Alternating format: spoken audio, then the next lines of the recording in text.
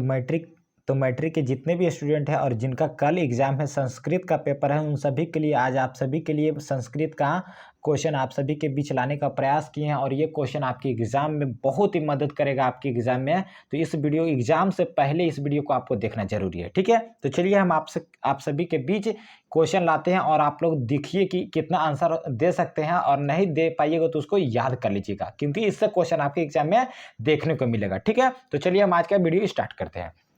चलिए, पहला क्वेश्चन है बाबू कि सिखों के 10वें गुरु कौन थे। जल्दी से आप लोग बताइए कि सिखों के 10वें गुरु कौन थे। तो आप सभी को पता होगा, नहीं पता है तो याद रखिएगा, सिखों के 10वें गुरु गोविंद सिंह का, ठीक है, और इनका जन्म पटना में हुआ था, ठीक है। चलिए, दूसरा नंबर है कि गोल घर कहाँ अवस्थित है। सभी स्टूडेंट बताइए गोल घर कहाँ है। तो आप लोग याद रखिएगा बाबू, गोल घर पटना में, सभी बच्चों को पता होगा। चलिए, तीसरा नंबर प्रश्न है कि मिथिला का मंत्री कौन था। मिथिला का मंत्री कौन था। तो याद रखिएगा कि मिथिला का मंत्री वीरेश्वर था। कौन था? मिथिला का मंत्री वीरेश्वर था। ऑप्शन नंबर डी हो जाएगा। चौथा नंबर क्वेश्चन है कि शंकर चरित्रम की रचना किसने किया था। शंकर चरित्रम की रचना याद रखिएगा पंडित क्षमा राव ने किया था। किसने किया था जी? शंकर चरित्रम की रचना पंडित क्षमा राव ने किया था। चलिए बाबू, एकदम कल के एग्जाम में फोड़ के आना है, इस बार संस्कृत में झंडा गाड़ के आना है। चलिए, पांचवा नंबर है कि गृहस्थ के कितने संस्कार होते हैं। गृहस्थ के कितने संस्कार होते हैं। तो साथी याद रखिएगा कि गृहस्थ के एक संस्कार होते हैं। कितने होते हैं? एक होते हैं। याद रख से एकदम इंपॉर्टेंट है बाबू। 6 नंबर है कि सिंदूर दान किस संस्कार के अंतर्गत आता है। तो याद रखिएगा कि सिंदूर दान ये विवाह के अंतर्गत आता है, सिंदूर दान, ठीक है, याद रखिएगा। चलिए, 7 नंबर प्रश्न है कि गर्भ धारण करना किस संस्कार के अंतर्गत आता है। तो गर्भ धारण करना ये जन्म से पूर्व के संस्कार के अंतर्गत, मतलब गर्भ धारण जो होता है जन्म के पहले ही होता है बाबू। चलिए, 8 नंबर क्वेश्चन है कि आर्य समाज की स्थापना किस नगर में हुआ था। आर्य समाज की स्थापना स्वामी दयानंद सरस्वती ने किया था, और ये कहाँ किए थे। तो आपको याद रखना है, मुंबई में किए थे। कहाँ से? मुंबई में किए थे। चलिए, 9 नंबर क्वेश्चन है कि व्याघ्र के हाथ में क्या था बाबू। मतलब व्याघ्र मतलब क्या होता है? बाघ के हाथ में क्या था। तो आपको पता होगा सुवर्ण कंगन था, यानी सोने का कंगन था बाबू। ऑप्शन नंबर सी यहाँ पे बिल्कुल काफी इंपॉर्टेंट है, ठीक है, याद कर लीजिएगा जी। किसके बिना ज्ञान भार स्वरूप, ये इंपॉर्टेंट है, किसके बिना ज्ञान भार स्वरूप होता है। तो आपको पता है कि व्यवहार के बिना ज्ञान क्या होता है? भार स्वरूप लगता है कि हमको कुछ ही नहीं पता है, ठीक है। तो आपको व्यवहार होना चाहिए। चलिएगा, 11 नंबर है कि किसकी जय होती है। तो आपको बिल्कुल ही पता हो कि सत्य की जय होती है। ऑप्शन नंबर ए। 12 नंबर है कि बहती नदी कहाँ मिलती है। तो बहती नदियाँ जो है बाबू, ये जाकर के समुद्र में मिल जाती है। कहाँ पे? समुद्र में मिल जाती है। 12 का ऑप्शन नंबर सी हो जाएगा। चलिए, एकदम याद कर लीजिए, कल के एग्जाम में इससे देखने को मिलेगा, ठीक है।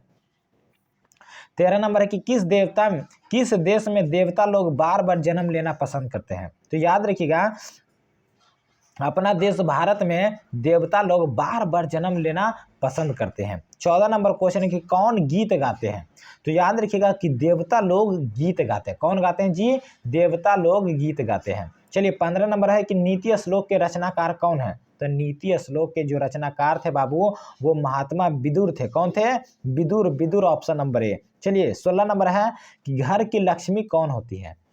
घर की लक्ष्मी आप सभी को पता होगा कि स्त्री होती है। ऑप्शन नंबर बी हो जाएगा यहाँ पे बिल्कुल ही सही आंसर। चलिए, 17 नंबर क्वेश्चन है कि मंदाकिनी किस पर्वत के निकट प्रवाहित होती है। तो मंदाकिनी नदी जो है बाबू, ये चित्रकूट पर्वत के निकट प्रवाहित होती है। ऑप्शन नंबर ए फॉर आओ ना कभी हवेली पे। चलिए, 18 नंबर क्वेश्चन है कि रामायण पाठ के रचनाकार कौन है। तो रामायण पाठ के रचनाकार के नाम हो जाएगा वाल्मीकि। कौन थे जी? वाल्मीकि हो जाएगा, ठीक है, यहाँ पे याद रखिएगा। चलिएगा, 19 नंबर क्वेश्चन है कि दानवीर कौन था। तो साथ ही याद रखिएगा कि कर्ण जो था बाबू, वो ये क्या था? दानवीर था। ऑप्शन नंबर सी यहाँ पे बिल्कुल ही सही आंसर होगा। 20 नंबर क्वेश्चन है कि कर्णस दानवीरता पाठ के लेखक कौन थे। तो कर्णस दानवीरता के पाठ के जो लेखक थे बाबू, वो भास थे। कौन थे? भास थे। ऑप्शन नंबर ए। ऑप्शन नंबर ए। 21 नंबर क्वेश्चन कि ज्ञान का शासक कौन होता है। तो देखिए, ज्ञान का शासक जो होता है बाबू, वो शास्त्र कहलाता है। क्या कहलाता है? शास्त्र होता है। ऑप्शन नंबर ए हो जाएगा। चलिएगा 22 नंबर क्वेश्चन है कि मनुष्य को कर्तव्य और अकर्तव्य का बोध कौन कराता है? तो मनुष्य को कर्तव्य और अकर्तव्य का बोध शास्त्र कराता है। ऑप्शन नंबर ए यहाँ पे बिल्कुल ही है। 23 नंबर क्वेश्चन है गीत गोविंद के रचयिता कौन थे? तो गीत गोविंद के रचयिता जयदेव थे। ऑप्शन नंबर सी यहाँ पे बिल्कुल ही सही आंसर होगा। चलिएगा 24 नंबर क्वेश्चन है कि विद्या और बुद्धि के लिए कौन प्रार्थना करेगा? तो विद्या और बुद्धि के लिए शिष्य प्रार्थना करेगा। कौन करेगा जी? शिष्य प्रार्थना करेगा। 25 नंबर क्वेश्चन है कि भारत माता के पैर कौन धो रहा है? तो आपको पता होगा, नहीं पता है याद कर लीजिएगा कि भारत माता का पैर आपका सागर धो रहा है। ऑप्शन नंबर बी यहाँ पे बिल्कुल ही सही आंसर होगा। चलिएगा तो आज का सेशन आप सभी को कैसा लगा हमें कमेंट करके जरूर बताइएगा, और इससे क्वेश्चन आपको मिलेगा एकदम 100% गारंटी है बाबू, और मिलेगा तो आप लोग एक बार प्यारा सा कमेंट आकर के कर दीजिएगा बाबू। आप सभी का बहुत बहुत धन्यवाद। चलिए फिर मिलेंगे नेक्स्ट सेशन में, तब तक के लिए जय हिंद जय भारत।